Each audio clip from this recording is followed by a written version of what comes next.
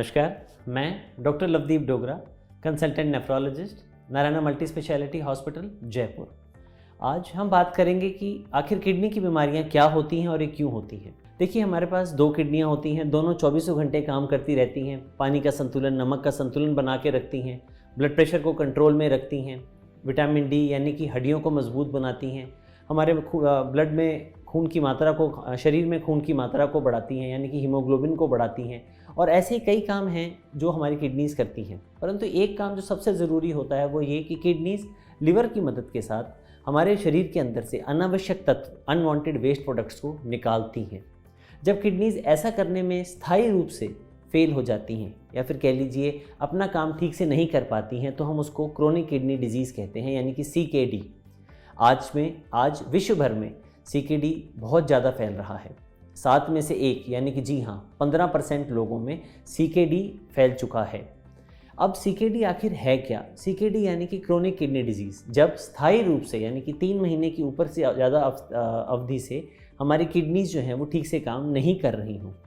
Kidneys आखिर काम क्यों नहीं करती हैं, तो हमें ये जानना ज़रूरी है कि जब भी हम अपने साथ लापरवाही करते हैं यानी कि uncontrolled blood pressure, uncontrolled hypertension, uncontrolled diabetes, sugar की प्रॉब्लम्स, आंतरिक किडनी की प्रॉब्लम्स, या फिर कह लीजिए कि किसी के अंदर फेमिलियल किडनी प्रॉब्लम्स चल रही हैं जिसे कहते हैं अनुवांशिक किडनी की बीमारियां, या फिर और हमारा मादक पदार्थों का सेवन करना जैसे कि सिगरेट, तंबाकू, गुटखा, इन सब चीज़ों का रेगुलर रूप से सेवन करने से किडनी की बीमारियाँ जो हैं वो आजकल बढ़ती जा रही हैं। किडनी की बीमारियों के लक्षण आखिर क्या होते हैं? आखिर जो किडनी की बीमारियां हैं उनके लक्षण जो होते हैं बहुत सरल होते हैं, इसलिए वो नज़रअंदाज हो जाते हैं। जो पहला लक्षण होता है वो होता है पेशाब ज़्यादा आना। जी हाँ, पेशाब ज़्यादा आना किडनी की बीमारी का पहला लक्षण होता है, और आमतौर पे हम सोचते हैं कि किडनियाँ नॉर्मल चल रही हैं इसीलिए पेशाब ज़्यादा आ रहा है।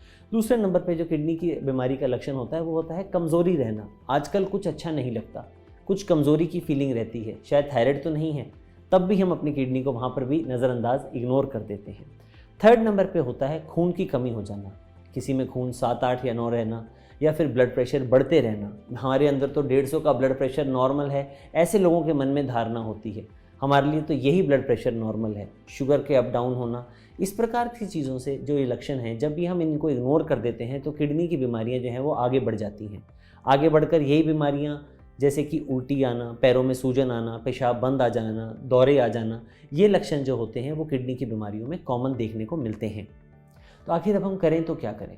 पहली बात, जब भी कोई हमारे को लक्षण हो जो बहुत समय से चलता आ रहा हो और हमें उसका निदान नहीं मिल रहा हो, तो हम अपने डॉक्टर से मिलें और इस बारे में जानकारी प्राप्त करें। किडनी की बीमारियों के लिए आप हमारे पेज को फॉलो कर सकते हैं। नारायणा मल्टी स्पेशलिटी पे हम कई सारे ऐसे वीडियोस, ब्लॉग्स डालते रहते हैं जिससे किडनी, गुर्दा, लिवर एवं कई अन्य बीमारियों के बारे में आपको पता चलता रहता है। किडनी की बीमारियों की हम बात करते हैं तो ज़रूरी ये नहीं है कि हम सिर्फ अपनी क्रिएटिनिन की जांच कराएं। ज़रूरी ये भी है कि हम चेक करें कि कहीं हमारे यूरिन में यानी कि पेशाब से प्रोटीन तो लीक नहीं हो रहा, क्योंकि प्रोटीन लीक होना किडनी की बीमारी का पहला टेस्ट पॉजिटिव आता है। जब किडनी में प्रोटीन बहुत समय तक लीक होता रहता है तो हमारी किडनी जो है वो धीरे धीरे ख़राब हो जाती है और क्रिएटिनिन जो है वो बढ़ जाता है। ऐसा होने पर हमारे को किडनी की बीमारियों के लक्षण जो होते हैं वो दिखाई देने पड़ जाते हैं, परंतु तब तक लेट हो चुका होता है और ये मन में लोगों के भावना बन जाती है कि किडनी की बीमारियां अक्सर लाइलाज होती हैं। जी नहीं, अक्सर किडनी की बीमारियों का इलाज संभव होता है और इलाज सुलभ भी होता है। अब ऐसे में यदि हम एक किट देख रहे हैं कि हमारे यूरिन में प्रोटीन जा रहा है या क्रिएटिनिन बढ़ रहा है, तो क्या ये हमारे लिए चिंता का विषय है? देखिए, चिंता करने से हमारा इलाज नहीं होगा। हमें अपने डॉक्टर से मिलना है और डॉक्टर से बात करनी है कि हम ऐसा क्या करें कि हमारी किडनीज़ को हम सेफ़ रख सकें। उसमें सबसे इम्पॉर्टेंट है कि हम एक हेल्दी लाइफस्टाइल अपनाएं। हेल्दी लाइफस्टाइल का मतलब हम थोड़ी देर नियमित रूप से वॉकिंग करें, जितना भी हमारा शरीर अलाउ करे। आइडियली 40 से 45 मिनट हफ्ते में 5 से 7 दिन वॉकिंग करने को आइडियल बोला जाता है, परंतु आपका शरीर और मेरा शरीर अलग अलग हो सकता है। जो हमारे लिए नॉर्मल है हम उसको फॉलो करेंगे। सेकंड, हमारे लिए ज़रूरी है कि हम एक अच्छा खान पान यानी कि खान पान का ध्यान रखें। अब यहीं पर आती है दूसरी भ्रांति कि किडनी के पेशेंट्स के अंदर जो खाने को लेके बहुत सारी भ्रांतियाँ होती हैं। कई सारी चीज़ें बंद कर दी जाती हैं, प्रोटीन का बंद कर दिया जाता है। देखिए, बिना ईंटों के तो घर भी नहीं बन सकता, तो प्रोटीन बंद करना किसी भी किडनी की बीमारी के लिए गलत है। जी हाँ, प्रोटीन रिस्ट्रिक्ट करना होता है कुछ बीमारियों में, जिसकी सलाह आपको आपके डॉक्टर्स, डाइटिशियंस देंगे, परंतु प्रोटीन बंद करना गलत है। खाने में नॉर्मल जो इंडियन डाइट होती है, जिसमें हम बैलेंस डाइट कहते हैं, जिसमें दही भी होती है, दाल भी होती है, सब्जी भी होती है, रोटी या चावल होते हैं, कई प्रकार की उसके अंदर डिशेस हो जाती हैं, जैसे कि हमारे शाम को हमने दूध ले लिया या फिर दही ले ली, दही के साथ हमने रायता ले लिया, या कई तरह की दालें बनती हैं। उनमें से कोई भी हमारी किडनी को एक तरफा नुकसान नहीं पहुंचाती है। यदि आपको वो बंद किया जाएगा तो आपके डॉक्टर साहब आपको उसका कारण बताएंगे कि आखिर ये बंद क्यों किया जा रहा है। सेकंड नंबर पे धारणा आती है कि किडनी के पेशेंट्स को पानी नहीं पीना चाहिए। देखिए, पानी पीना और किडनी का बीमारियों का यही लिंक है कि किडनी पानी का संतुलन बनाए रखती है। जब किसी पेशेंट के पैरों में सूजन आ रही होती है तब हम उसको कहते हैं कि आप पानी पीना कम कर दीजिए, परंतु जब आपके पैरों में सूजन नहीं आ रही है, जब आपको पानी की प्यास लग रही है और आप देख रहे हैं कि हाथों पैरों में सूजन नहीं है, तो आप पानी नॉर्मल रूप से ले सकते हैं और इस पर उचित सलाह आपके डॉक्टर साहब से ले सकते हैं। आगे बढ़ जाती है जब हम बीपी, शुगर की बदपरहेज़ी या लापरवाही कर देते हैं और किसी भी कारणवश हमारी किडनीज ख़राब हो जाती हैं और हमारे को डायलिसिस की आवश्यकता पड़ जाती है, तो हमारे को दो ऑप्शंस हमारे पास रह जाते हैं, या तो हम डायलिसिस कराएं या फिर हम ट्रांसप्लांट कराएं। डायलिसिस आखिर क्या है? डायलिसिस एक ब्रिज है जिससे पेशेंट अपनी लाइफ के गोल्स, अपने काम के गोल्स, अपने ट्रांसप्लांट गोल्स तक पहुंच सकता है।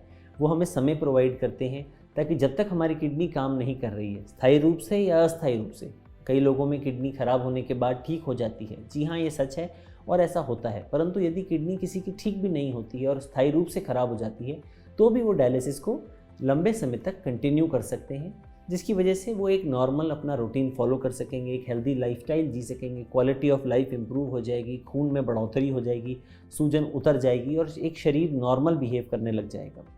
उसके बाद आता है किडनी ट्रांसप्लांटेशन। किडनी ट्रांसप्लांटेशन जो किडनी के पेशेंट्स हैं जो एंड स्टेज रीनल डिजीज़ या फिर एंड स्टेज किडनी डिजीज़ से गुजर रहे हैं, उनके लिए एक बेस्ट ऑप्शन होता है। जी हाँ, कई स्टडीज़ में कई देशों में यही पाया गया है और कई सालों से आज किडनी ट्रांसप्लांट होते हुए औसतन 70 से 75 वर्ष हो चुके हैं और यही पाया गया है हर बार कि किडनी ट्रांसप्लांटेशन किडनी के पेशेंट्स जिनमें एंड स्टेज किडनी डिजीज़ आ चुकी है उनके लिए बेस्ट ऑप्शन होता है। अब इस ट्रांसप्लांट में हमें किडनी आखिर कौन दे सकता है?